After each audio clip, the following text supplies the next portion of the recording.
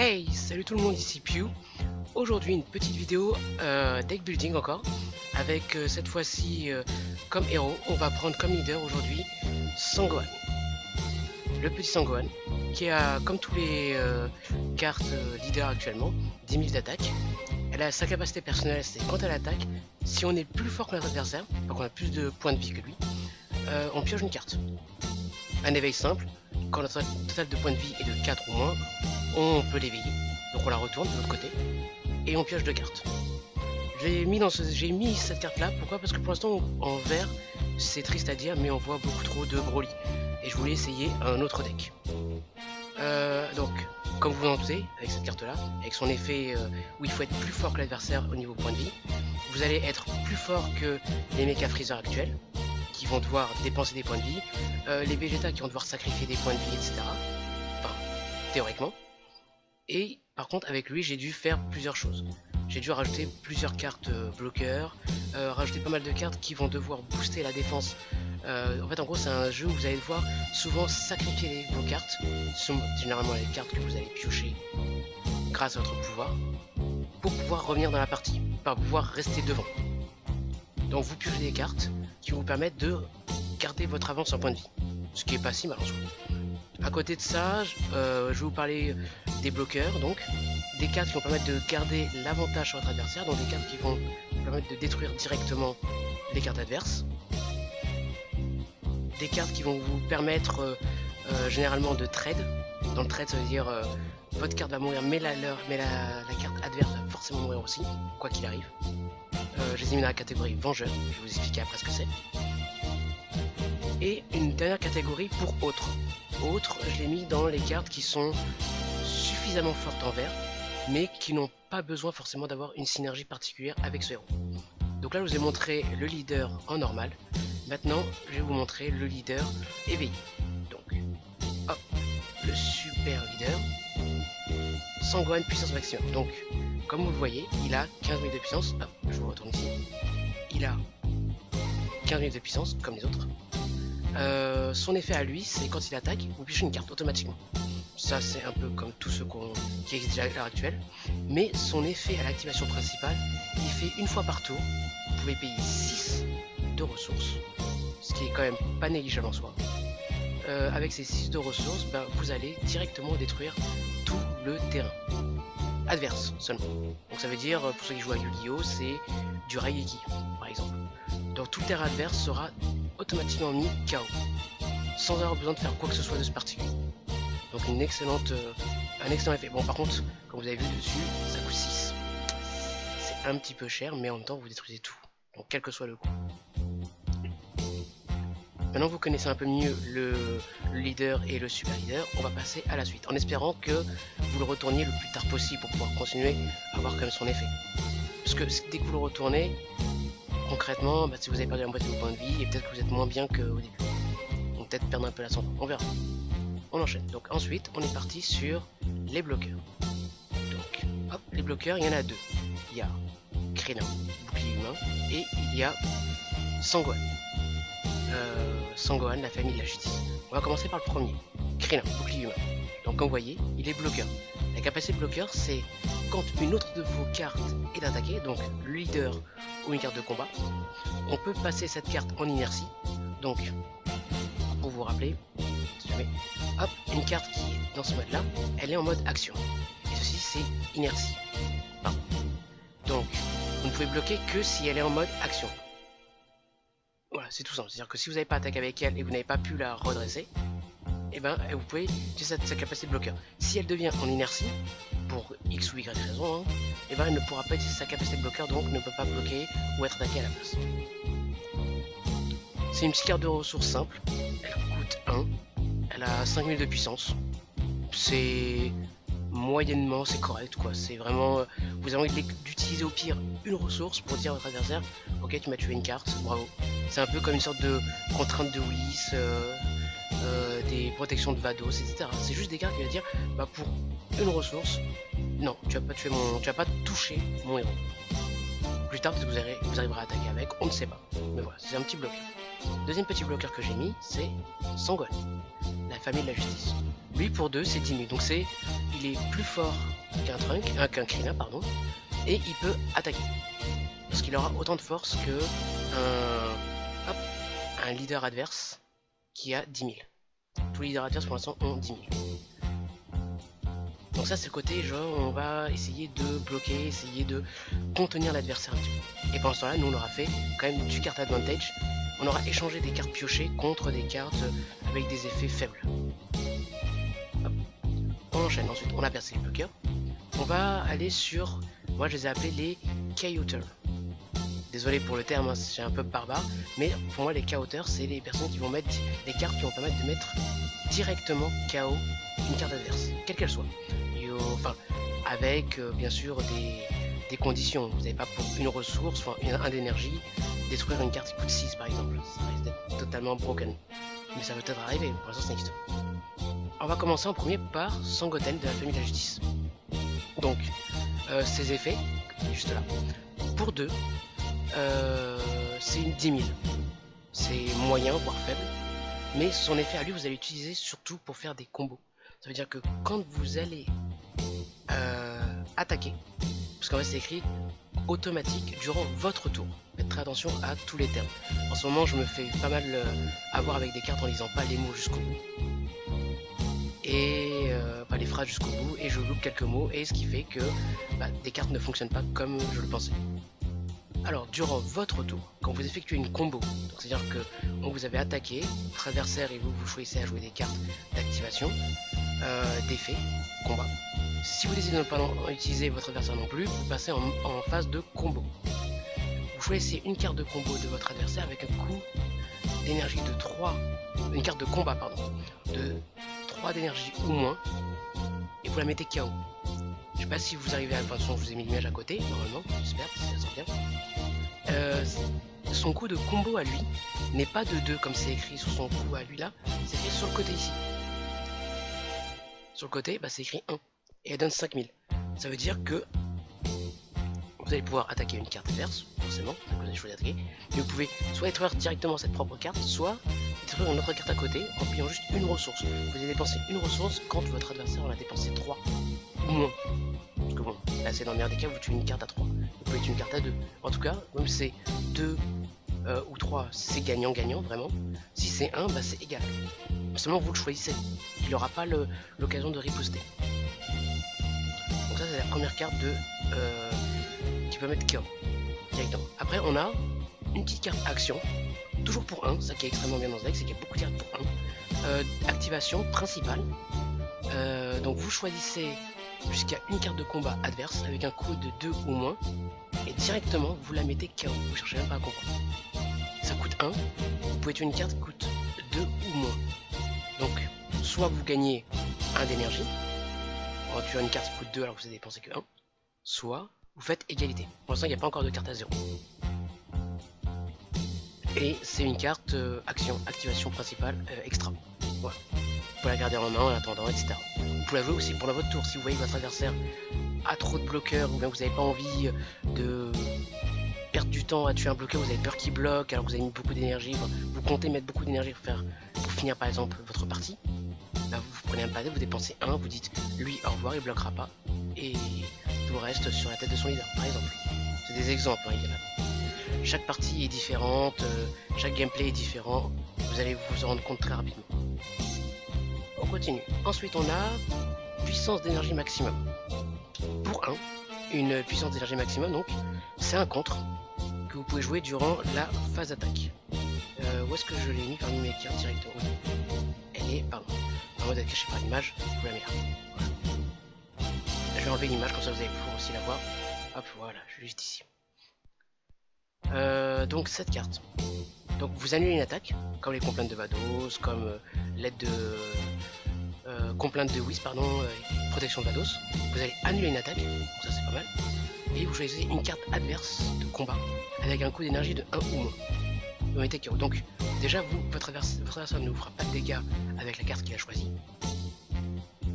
Et ensuite, vous allez détruire tout de suite une carte. Vous allez faire du 1 pour 1, mais en même temps vous n'allez pas prendre d'attaque de la part d'une carte adverse. Ce qui peut être vraiment excellent face à des decks tels que le Vegeta, qui décidera de perdre des points de vie pour avoir une surpuissance ou etc. Donc une excellente carte, de toute façon, en plus ça coûte que 1, donc limite c'est presque gratuit en soi. Ensuite, on a dit qu'on avait une autre, c'était Vegeta. Vegeta attaque, hop là, juste ici. Attaque enragée. Alors c'est l'une des rares cartes du deck qui est rare. Excusez-moi, je regarde les filles. Oui, elle est bien rare. Donc elle pour 4. Elle reste dans la catégorie des ceux qui mettent KO. Double frappe, donc elle met 2 dégâts au lieu d'un. Contre l'attaque, on peut jouer cette carte depuis notre main pendant le tour adverse. Quand on joue cette carte, on choisit jusqu'à une carte de combat de l'adverse avec un coup d'énergie. Et on la met KO directement, on cherche même pas à comprendre. Qu'est-ce qu'il y a 4 d'énergie qu'on a envie de tuer? En bleu, il y a Virus. En jaune, il y a Mecha Freezer. Oui, il y a Mecha Freezer en jaune. En vert, bah, il y a directement il y a plein de Trunks, de Vegeta. Et en rouge, vu que c'est 4 ou moins, il y a plein d'autres cartes à 4 et à moins. Je suis désolé, je ne connais pas toutes exactement, mais il y a pas mal de cartes que vous avez envie de tuer. Donc là, elle cherche même pas à comprendre. Elle est posée durant le tour adverse, elle va tuer une carte. Salut, pas de soucis. Ensuite, ça, donc on a continué sur les KO, on en a d'autres. Il en reste encore normalement 2 autres. Donc on a Hurlement Fou Furieux de Vegeta. Donc comme Vegeta attaquant enragé, il coûte 4. Toujours 2. Toujours 2. Hop là, je vous mets ici. 2. Pardon, désolé. Vous savez quoi? Je vais enlever ça parce que ça m'énerve aussi un petit peu. Hop là. Donc toujours 2 verts minimum. Et lui, son effet, c'est toujours double frappe. Activation principale, donc une fois par tour. Donc c'est pas qu'au moment où il arrive en jeu, c'est à chaque tour. Vous pouvez le faire une fois. Placez une carte de point de vie depuis votre zone de dispersion. Donc ce qui n'est pas synergique avec votre héros. Mais bon, quand vous avez vos tours 4, 5 de ressources, on a rarement encore plus de 4 points de vie. Mais bon, ce qui va arriver, hein, ce qui va tomber pour vous d'ailleurs.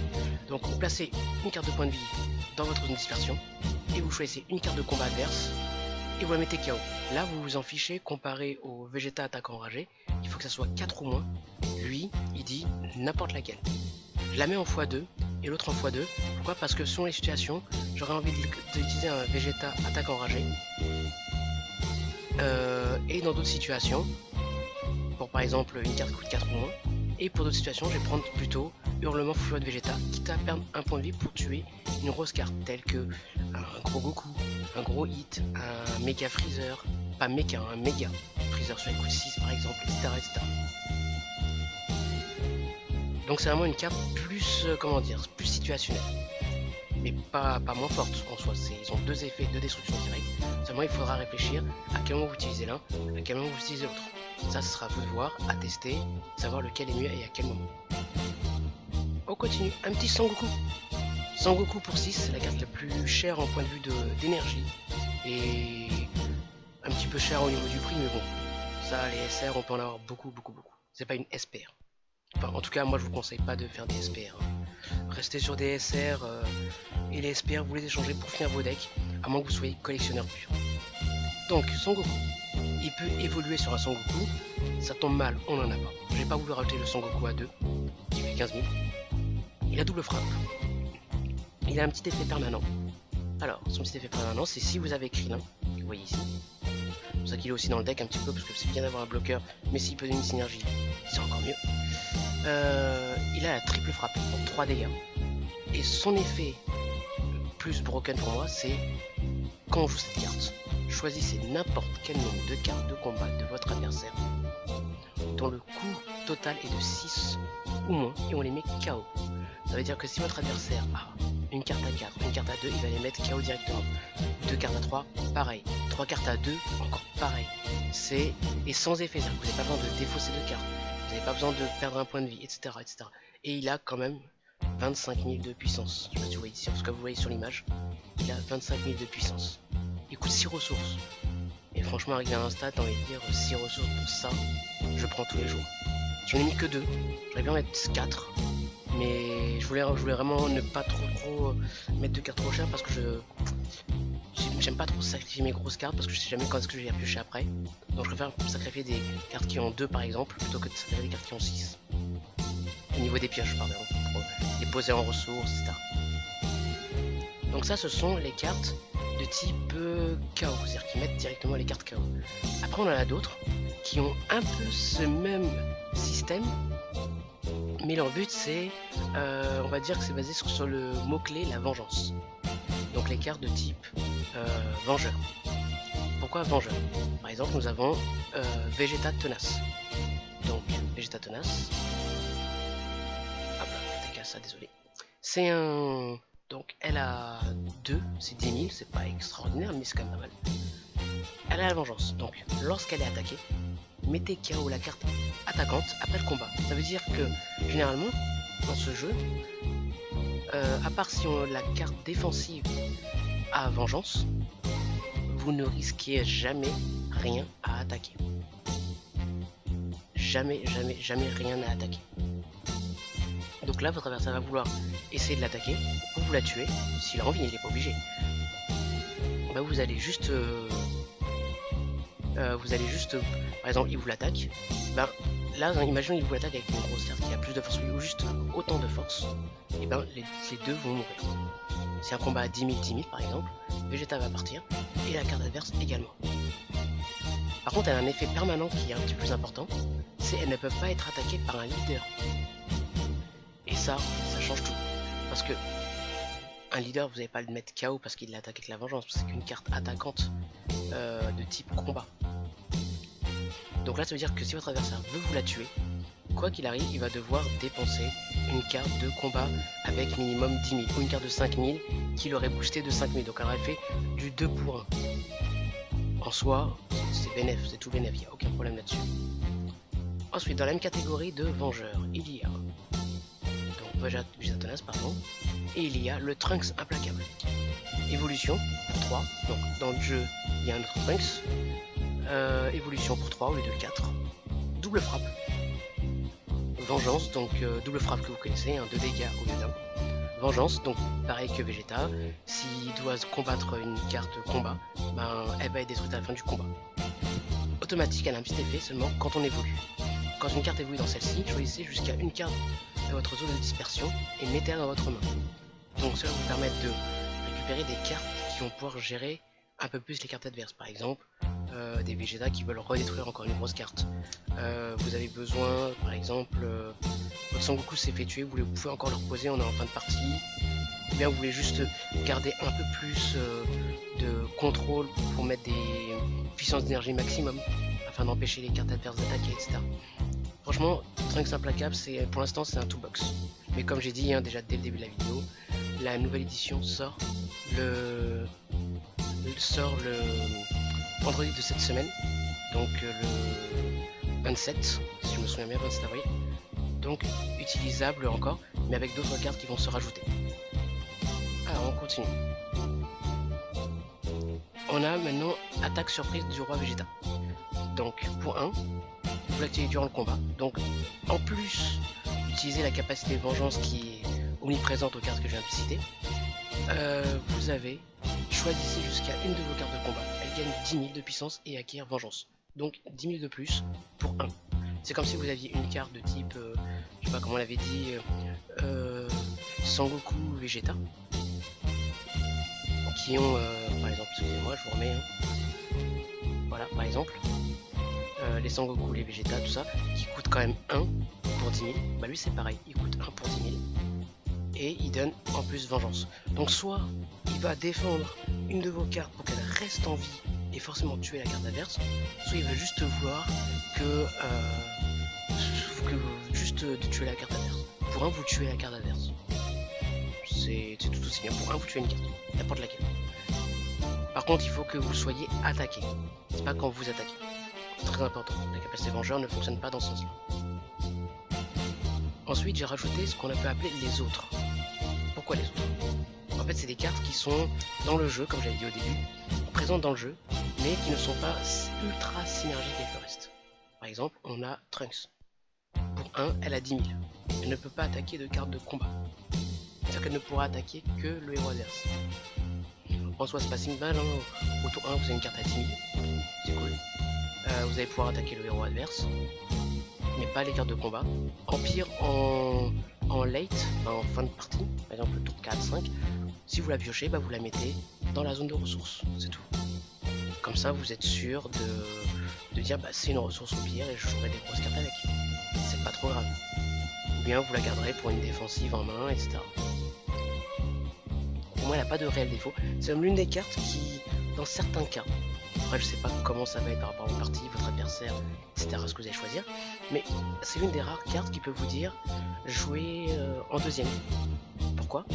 Parce que avec le pouvoir de votre héros, votre adversaire va commencer au tour 1. Il va vous poser une carte, d'accord? De type, imaginons une carte à 5000, basique, type Krillin par exemple. Krillin va pas bloquer sur un Trunks, parce que Trunks c'est trop fort. Généralement, votre adversaire va dire ok, je prends 1. Et là, vous allez après ensuite enchaîner avec votre petit leader. Et avec votre petit leader, vous allez pouvoir piocher une carte. Pourquoi? Parce que vous avez plus de points de vie. Il n'y a pas encore beaucoup de cartes de 10 000 à 1. Mais dès qu'il y en aura plus qui vont sortir, ne vous inquiétez pas, on risque d'arriver à des jeux où vous allez laisser votre adversaire commencer. Ça va peut-être pas se passer tout le temps, mais ça peut arriver.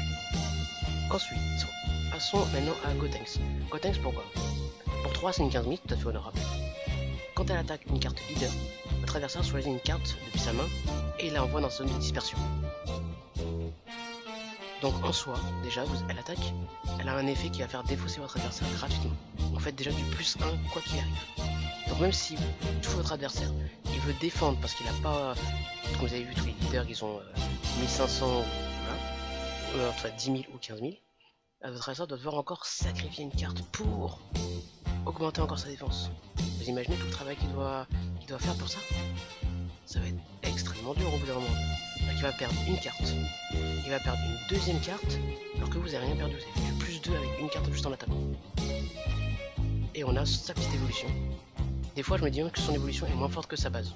Ok, elle est plus forte parce qu'elle a 25 000, elle a double frappe, ok, voilà. Mais son automatique n'est pas aussi bon pour moi. Ok, on arrive, elle retape de ressources, donc virtuellement elle coûte 3 ou 2. Et on passe en mode action de nos ressources. Donc c'est cool. On pioche une carte. 25 000 quand même. C'est pas un petit. Enfin, c'est les deux Trunks, c'est Trunks plus son Goten, mais c'est pas une petite carte. Et enfin, hop, on a hop, le petit Trunks protecteur des enfants. Alors lui, c'est un effet spécial, c'est une sorte de super protecteur de combo. Alors, quand on effectue une combo avec cette carte, si votre leader est vert et votre total de points de vie de 4 ou moins, on pioche une carte et on rajoute 10 000 pour 0. Pour toute la durée du tour. Attention, j'ai appris avant-hier que quand c'était écrit jusqu'à la fin du tour, en fait, il faut pas se dire que les cartes combo vont rester sur le terrain jusqu'à la fin du tour. Elles vont rester jusqu'à la fin du combat. Après, une fois que le combat est terminé, on prend toutes les cartes de combo et on les met en zone de dispersion. C'est terminé. Donc, elle ne va pas garder 10 000. À moins que bientôt on ait peut-être, je ne sais pas encore, à moins qu'on ait bientôt des cartes qui nous permettent de garder les cartes de combo actifs sur les persos. Les combats les uns après les autres. Faites très attention à ça. Personnellement, je me suis fait avoir. Peut-être que vous non, j'espère. Voilà. Donc faites très attention à bien lire toutes les cartes. Il y a quelques petits pièges par-ci par-là. Les cartes comme bloqueur, il n'y en a pas. Les cartes comme vengeur, il y en a parce que c'est seulement quand vous êtes attaqué. Il y a des cartes quand c'est vous qui attaquez, comme par exemple le Sangoten de la justice. Le Sangoten de la justice qui lui fait... Alors excusez-moi, j'essaie de le retrouver. Voilà. Durant votre tour, quand vous effectuez une combo avec cette carte, donc vous faites des combos pendant votre tour parce que vous attaquez. Vous ne pouvez pas faire des combos pendant votre tour alors que vous êtes attaqué. Pour l'instant, ça n'existe pas. Donc lire bien chaque carte. Et voilà. Prenez soin de vous. C'était la fin de la vidéo. Lâchez un petit pouce bleu, un petit abonnement gratuit, comme ça faites-vous plaisir. Je vais tenter de refaire une autre vidéo peut-être avant la prochaine sortie. Et quoi qu'il arrive, au moins samedi, vous aurez un unboxing pour les prochaines vidéos. Amusez-vous. et à très bientôt. C'était Pew, ciao les gars.